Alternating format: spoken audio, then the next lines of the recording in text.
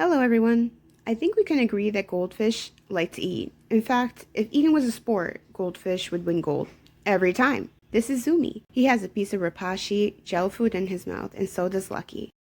I have a variety of different ages and sizes and types of goldfish in my tank, and you might ask yourself, how do you feed them all without the big ones eating everything and not leaving anything behind for the little ones?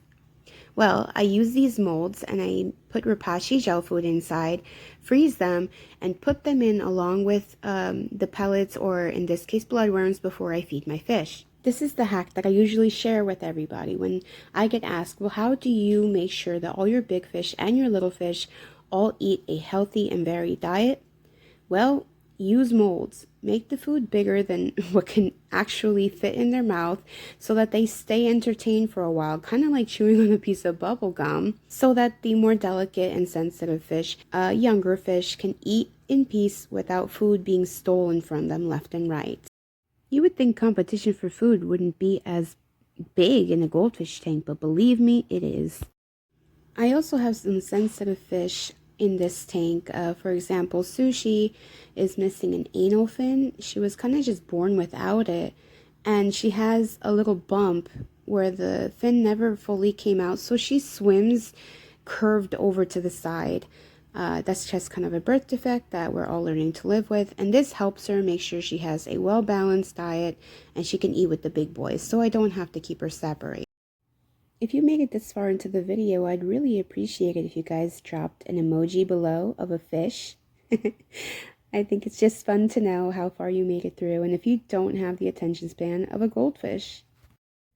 Another little tip is to use these Cera O-Nip tablets. They stick onto the glass of your aquarium and allow your fish to kind of graze on them instead of just chomping them all in one bite or taking all the food at once from the other fish around. It really helps reduce the competition that can arise between fish like goldfish and cichlids. I highly recommend it. And if this isn't something that's available to you, you can always just mix up different size pellet foods and kind of throw them in. So throw some big ones, some medium, and some small, because your big fish will likely go for the bigger pieces and your smaller fish will be more attracted to the smaller pieces.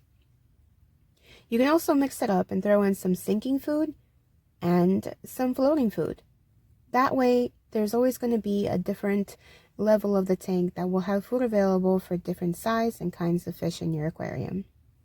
If you enjoyed watching this video, please make sure to hit the like button and maybe consider subscribing. If you enjoyed watching these goldfish do what goldfish do, and you liked learning some tips and tricks from fish keepers who may not be pros but have a love for fish at heart, please subscribe. Bye guys.